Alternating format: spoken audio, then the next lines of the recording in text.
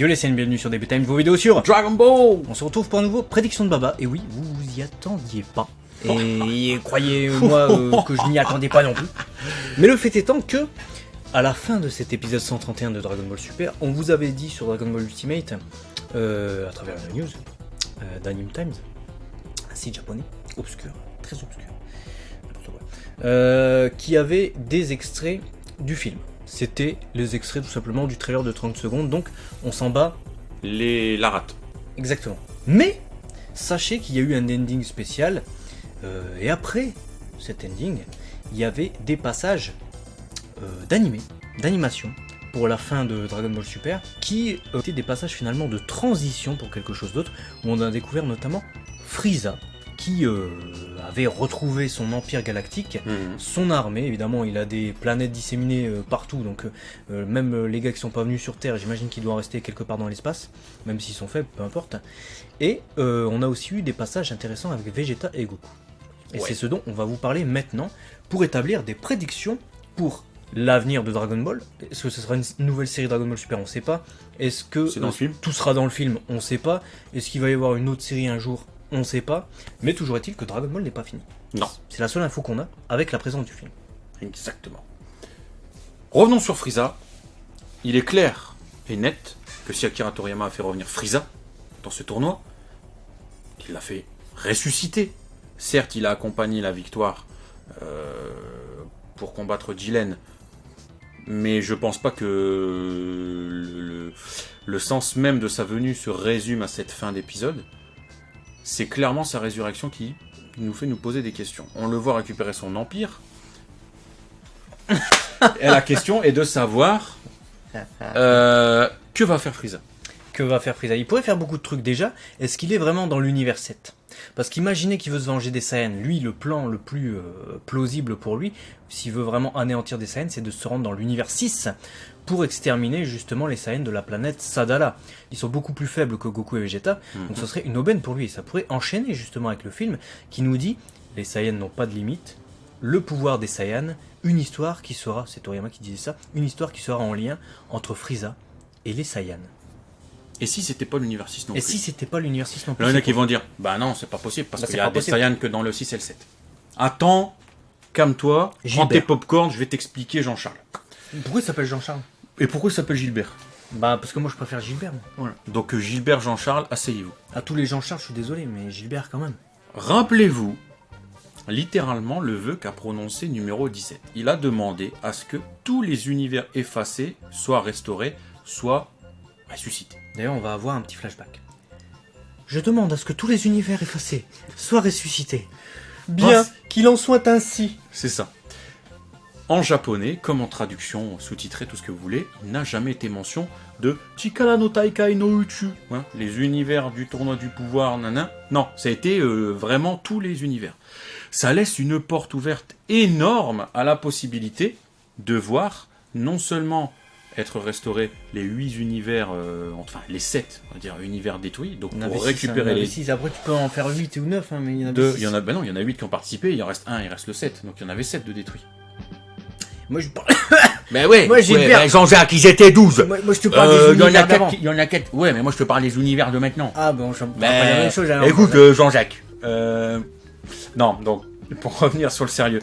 Une fois ressuscité pour ceux du tournoi, on sait qu'ils récupèrent les 12. Mais on sait aussi au préalable qu'il y en avait 6 autres qui avaient déjà été évoqués pour un nombre de 18. Les anneaux, ils avaient pété un vertigo, ils avaient dit on détruit, bim. Voilà, kékette. Sauf que, ce qui était possible aussi, c'est que, en fait, peut-être qu'ils étaient en trio. J'espère que vous vous rendez compte quand même que c'est un prédiction de Baba vraiment sérieux. Les prédictions sont vraiment sérieuses. Non, mais sérieusement. Peut-être que certains univers fonctionnaient en trio. C'est-à-dire 3, ne pas des jumeaux, mais des triplés en gros. Si tel est le cas, ça voudrait dire que l'univers 6, l'univers 7 et le troisième qui avait été préalablement détruit, qui maintenant est restauré, serait un triplé de ces deux univers. Et donc on y retrouverait des Saiyans, on y retrouverait des Namek, on y retrouverait la race de Frieza, et on y retrouverait la même chose. Ça laisse la porte ouverte à des Saiyans. À toutes les fenêtres. À toutes les fenêtres. Et ça laisse peut-être la porte ouverte au film. Attention de ne pas laisser trop les portes ouvertes, vous pourrez attraper froid. un rhume. C'est ça. C'est parce qu'il y a des virus qui se baladent évidemment. Oui, ça pourrait laisser la porte ouverte au film parce que évidemment il y a un nouveau Saiyan qui a été teasé dans ce film. Le nom n'a pas été révélé, le character design et l'apparence complète non plus, mais on le voit dans le trailer de 30 secondes affronter Goku, ou Goku plutôt qui va se ruer sur lui, c'est un peu plus ça l'ordre on va dire.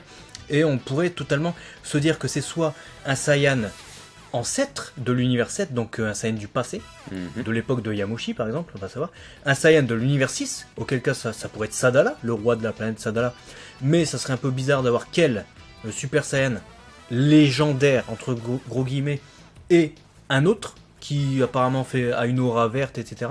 Donc ça pourrait être un Saiyan du passé, de l'univers 6, ou ça pourrait être même, justement, comme tu le disais, un Saiyan d'un autre univers, passé présent on s'en fout, il serait d'un autre univers. Et là, ça poserait aucun problème. Et on aurait même peut-être un lien avec l'univers 6 et l'univers 7, s'il y avait par exemple un développement culturel qui était encore tout à fait différent, puisqu'on sait que les Saiyans de l'univers 6 sont plus évolués que ceux de l'univers 7, à savoir qu'ils ont eu des changements morphologiques, notamment la perte de leur queue. Ils sont pacifistes, ils ont arrêté de se taper sur la gueule pour coloniser des planètes.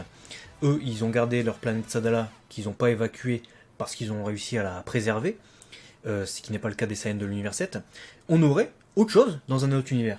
Ouais, carrément, on aurait autre chose, parce que ça peut pas être le frère ou l'oncle ou le cousin de Kale. Admettons, tu te dis, ouais, mais peut-être que dans leur famille, c'est tous des berserkers. Admettons, parce que c'est pas la guerre légendaire, ils se transforment comme ça, du coup ils sont verts. Pourquoi ils l'auraient pas ramené, ça?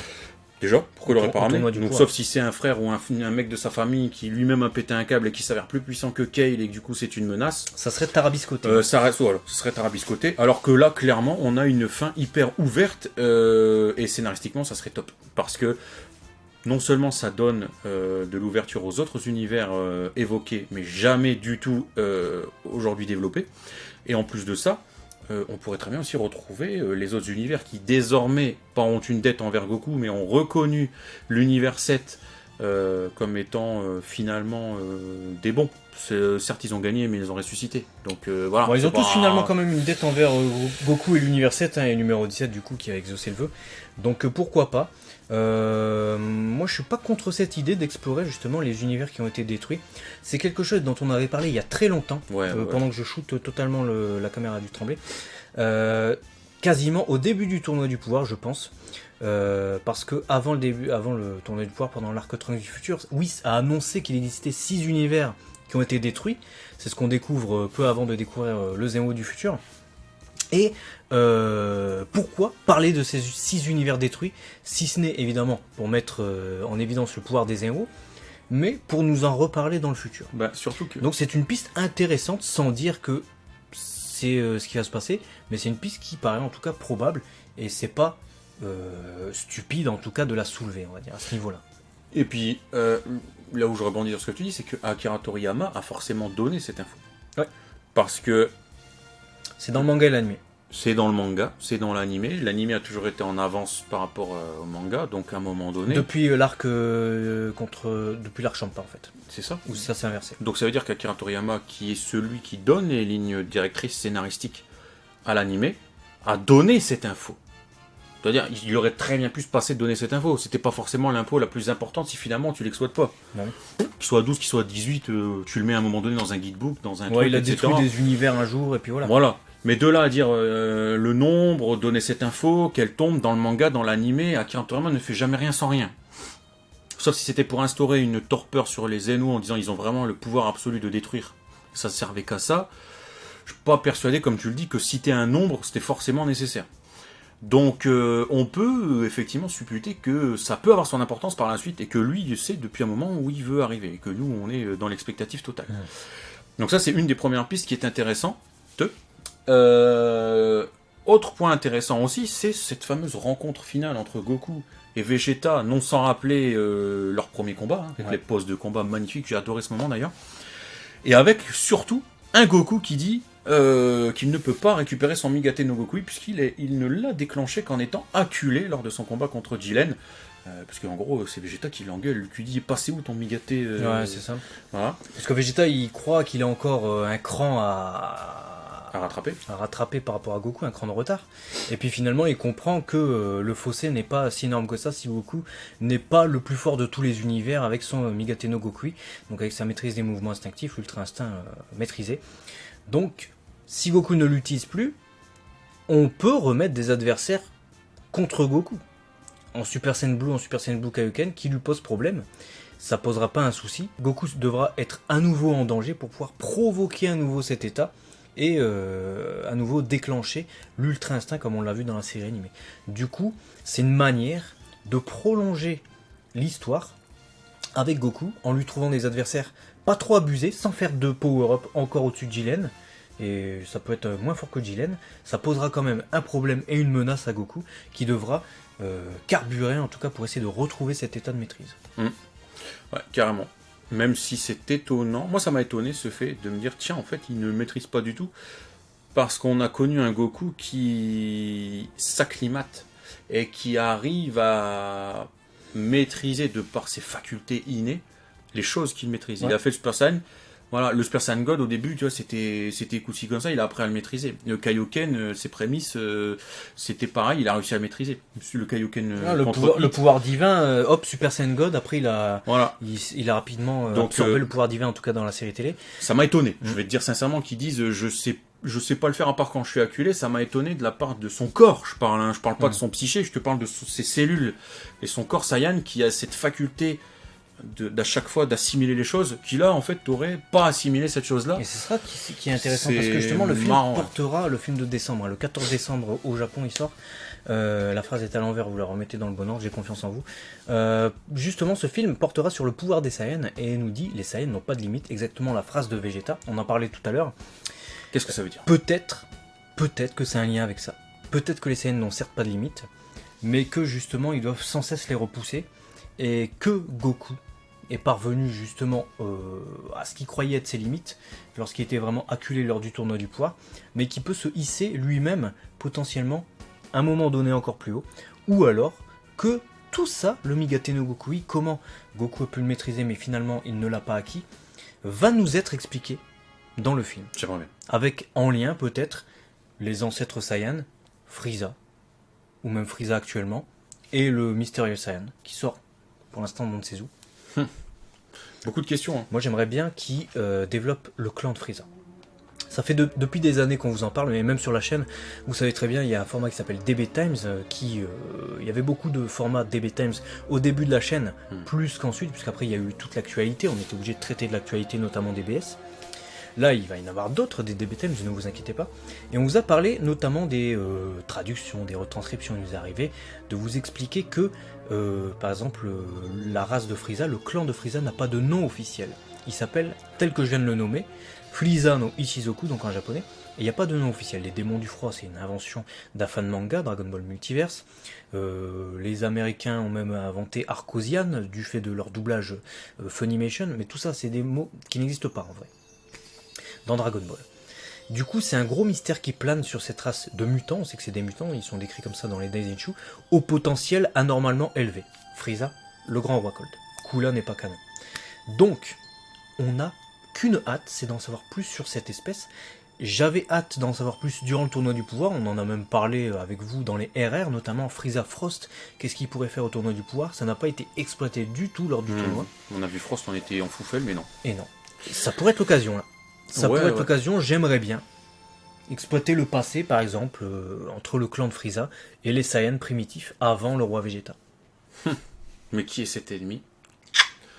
Ouais, parce que le Goku que tu vois dans le teaser, c'est après.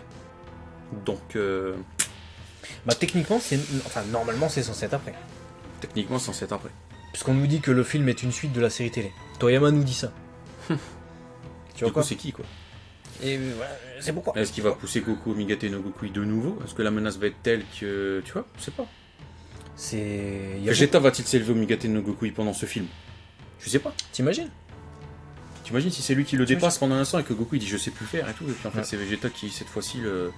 T'imagines, il y a deux Saiyans et en fait Vegeta se tape contre soit celui qu'on voit dans le teaser, soit un autre, et c'est Vegeta qui s'élève dans ce film au Migate no Gokui, et Goku lui doit réapprendre à le maîtriser, tu Mais Vegeta, il va pas forcément le maîtriser non plus finalement. Hmm. Il y a beaucoup de questions en suspens. N'hésitez pas à nous dire vous vos pistes. On a voulu partager avec vous les pistes là concernant la possibilité d'un troisième univers. La possibilité d'exploiter Frieza justement dans ce scénario et dans sa continuité. Et la possibilité justement d'avoir une réunion de toutes ces... Enfin d'avoir une corrélation de tout ce qu'on sait sur les Saiyans à partir des dernières répliques de l'épisode 131 et du film, de ce qu'on en sait pour le moment. N'hésitez pas à nous dire dans les commentaires quelles sont vos pistes, on est impatient de vous lire, et peut-être que si il y a des pistes comme ça qui émergent et qui sont très intéressantes et très pertinentes, à ce moment-là, on fera peut-être une autre vidéo dessus. Genre, Frieza va-t-il s'entraîner? Frieza va... Ah, maintenant il peut s'entraîner, mais il a tout son temps en plus le mec maintenant. Il a tout son temps. Sauf qu'en 4 mois, il sait ce qu'il a atteint, il y a eu un entraînement en enfer, souvenez-vous, il sait ce que les dieux sont capables, il a vu le Migate no Gokui, peut-être qu'il a envie de le maîtriser. On vous laisse sur ça, on se retrouve très vite sur DB Times Matané. Ciao.